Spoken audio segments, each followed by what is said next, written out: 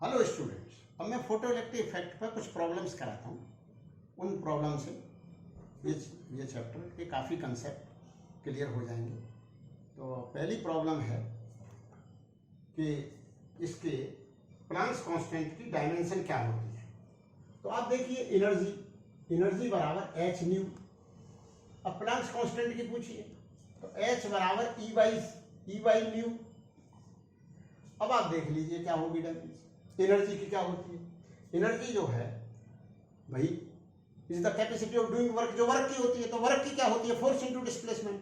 तो फोर्स की क्या होती है? mlt minus 2। तो mlt माइनस 2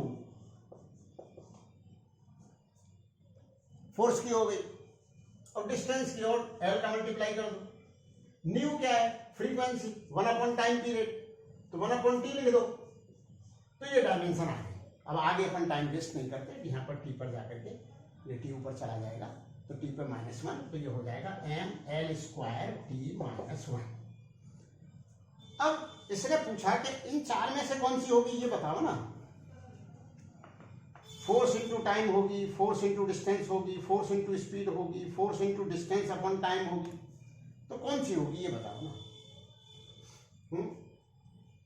तो अब आप देखिए, यहां तक ये फोर्स था और ये डिस्टेंस था, टाइम और ऊपर आ गया था, तो इसके रूप में लिखनी थी, तो इसको हटा दो। तो ये फोर्स है और ये डिस्टेंस है और ये टाइम है, बस हो गई डायमेंशन। नेक्स्ट क्वेश्चन, नेक्स्ट पूछा गया है, टू फोटॉन्स हैविंग, अगर उनकी वेवलेंथ इक्वल है तो क्या उनका लीनियर मोमेंटम इक्वल है?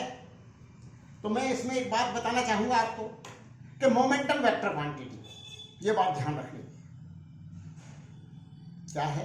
Vector quantity.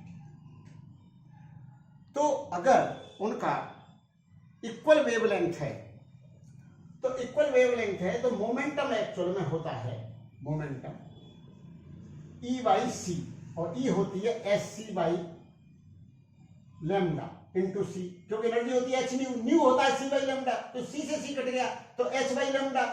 अब इसमें हर स्टूडेंट क्या जवाब देगा कि लेमडा सेम है तो मोमेंटम सेम है। ये जवाब गलत है। अब बोले ये क्या हुआ? लेमडा सेम है तो मोमेंटम सेम है, इसमें गलत क्या है? इसमें गलत है कि एक फोटोन इधर जा रहा है, एक फोटोन इधर जा रहा है, दोनों के लेमडा सेम है, दोनों के मोमेंटम की मैग्नीट्यूड सेम है, डायरेक्शन तो अलग हो सकती है। तो इसलिए वेवलेंथ सेम होने पर मोमेंटम सेम होना जरूरी नहीं है। अब कहता है इक्वल एनर्जी है इक्वल लीनियर मोमेंटम,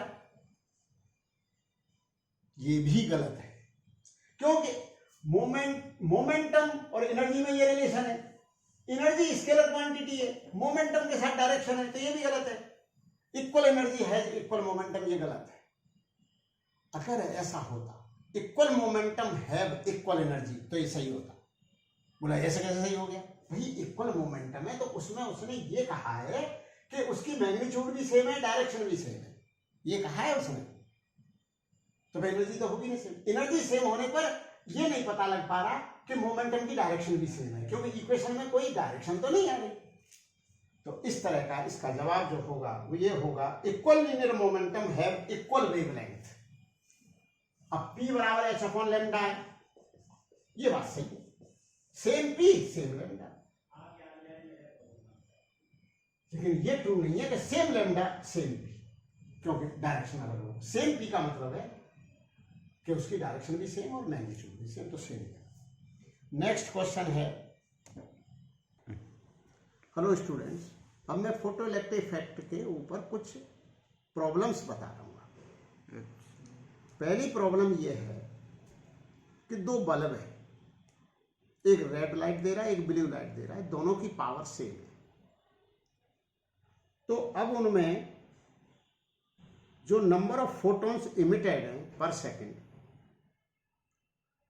वो n रेड और n ब्लू हैं। तो इनमें n रेड n ब्लू के बराबर है। इनमें या n रेड बड़ा है या n रेड n ब्लू से छोटा है, या कुछ प्रिडिक्ट नहीं किया जा सकता। तो अब आप एक बात देखिए कि अब जो एनर्जी है जो फोटोन की, वो एस बाई लेमडा है, और दोनों की पावर सेम है, तो एनर्जी पर सेकंड सेम इमिट हो रही है। तो वेवलेंथ रेड लाइट की ज्यादा होती है, तो उसके पैकेट्स की एनर्जी, उसके क्वांटम की एनर्जी, उसके जो लड्डू की एनर्जी है, रेड लाइट का जो फोटोन है उसकी एनर्जी कम है, और हमें पर सेकंड एनर्जी सेम चाहिए क्योंकि सेम पावर है, इसलिए एन आर कम होंगे एन ब्लू से। समझ में आ गया होगा। अब इसमें है कि जो फोटोन है उसके करस्पॉन्डिंग मोमेंटम कितना होता है, तो ये तो फार्मूले का सवाल है, क्योंकि फोटोन का रेस्ट मास 0 है, तो हम मास के द्वारा उसका मोमेंटम नहीं बता सकते, तो उसको लिंक किया गया था, क्योंकि energy of photon S by lambda है, एस बाई लेमडा है। एनर्जी में वेलोसिटी का भाग दे दिया जाए तो मोमेंटम आ जाता है, जैसे kinetic energy half M V square है, तो किसकी डायमेंशन आ जाएगी, v का भाग देने पर डायमेंशन मोमेंटम की आ जाएगी। तो फोटोन के मोमेंटम लिखने का मेथड ये है कि उसके एनर्जी के जो इक्वेशन एनर्जी है उसमें c का भाग दे दीजिए, तो एनर्जी का जो फोटोन की है वो h न्यू या एस सी अपॉन लेमडा है, c से डिवाइड कर दो, तो फोटोन का फार्मूला हो गया, फोटोन के मोमेंटम का फार्मूला हो गया h अपॉन लेमडा या e अपॉन सी, एक ही बात है, क्योंकि e में ही तो c का भाग दिया है, और e S C by lambda, c से c कटेगी। अब नेक्स्ट प्रॉब्लम है कि कोई मेटालिक प्लेट है जिसकी थ्रेशोल्ड फ्रीक्वेंसी न्यू नॉट है, अब उस पर एक न्यू फ्रीक्वेंसी की लाइट गिराई गई which is more than new not, तो फोटो इलेक्ट्रिक इफेक्ट तो हो गई, क्योंकि H new is more than H new not, क्योंकि जो energy of photon more than the work function, तो इलेक्ट्रॉन जगेगा तो जरूर। तो जो अब न्यू की जगह जो इंसिडेंट लाइट की फ्रीक्वेंसी है वो डबल कर दी गई, तो ये पूछा गया है क्या स्टॉपिंग पोटेंशियल डबल होगा, डबल से ज्यादा होगा या डबल से कम होगा। तो मैं इस बात का आपको रिप्लाई दे रहा हूं, मैं थोड़ी सी एग्जाम्पल से आपको रिप्लाई दे देता हूं। मानो वर्क फंक्शन 2 इलेक्ट्रॉन वोल्ट है और आपने 10 इलेक्ट्रॉन वोल्ट का फोटोन गिराया, और 10 की जगह वो आपने 20 से गिरा दिया। तो जब 10 का गिराया था तो वो 8 से भागा था फास्टेस्ट इलेक्ट्रॉन, और जब 20 से गिराया है तो 18 से भागेगा। तो पहले स्टॉपिंग पोटेंशियल आपको 8 लगाना पड़ा था, अब 18 लगाना पड़ेगा, डबल से ज़्यादा है। तो आप कहोगे ये डबल से ज़्यादा क्यों आ गया? अरे भैया डबल से ज़्यादा इसलिए आ गया कि वर्क फंक्शन तो डबल ना हुआ ना, जगने के लिए तो फिक्स चाहिए 2, तो 10 में 2 माइनस करा तो 8 आया, और 20 में से 2 माइनस करा, 20 में से 4 तो नहीं करा, डबल में से डबल तो माइनस नहीं करा, इसीलिए डबल से ज़्यादा आया स्टॉपिंग पोटेंशियल। 20 में से 2 माइनस करा 18 आ गया, और 18 काइनेटिक एनर्जी से जो भाग रहा है उसके लिए 18 नेगेटिव वोल्टेज लगानी पड़ेगी, तो उसकी मैग्नीट्यूड जो स्टॉपिंग पोटेंशियल है वो 18 वोल्ट होगी, which is more than double of 8।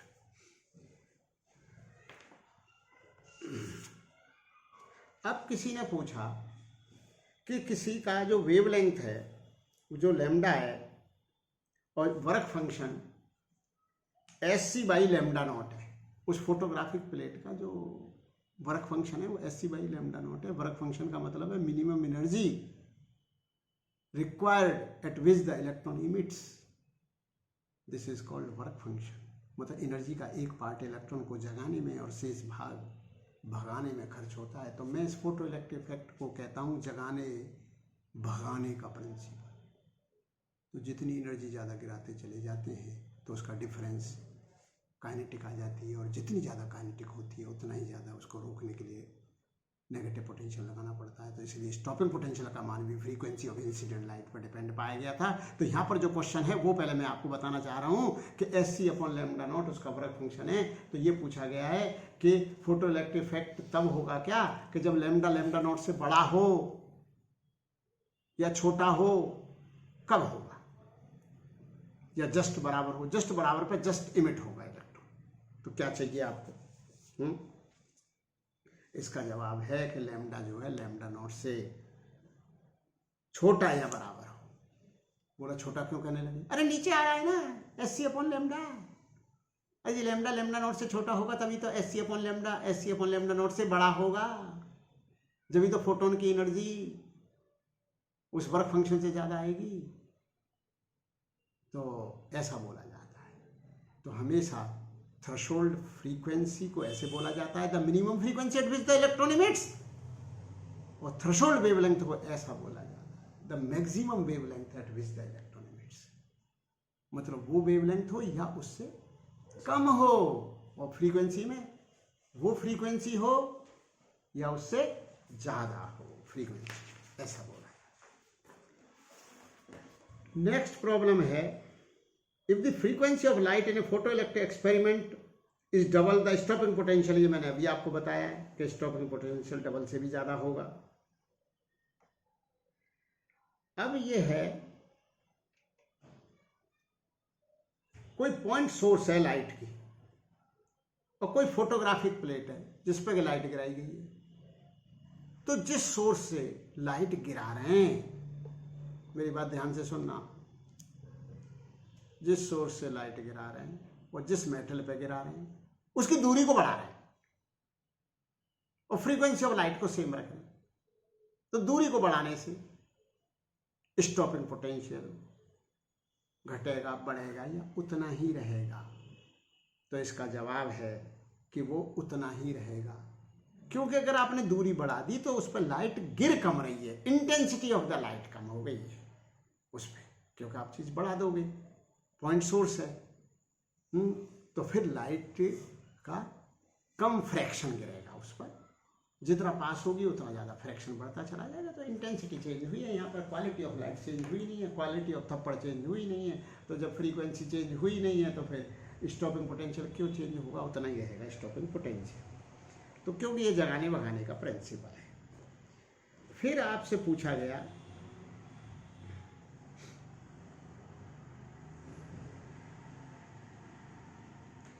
कि यदि करंट, बोलिए, बंद कर दे।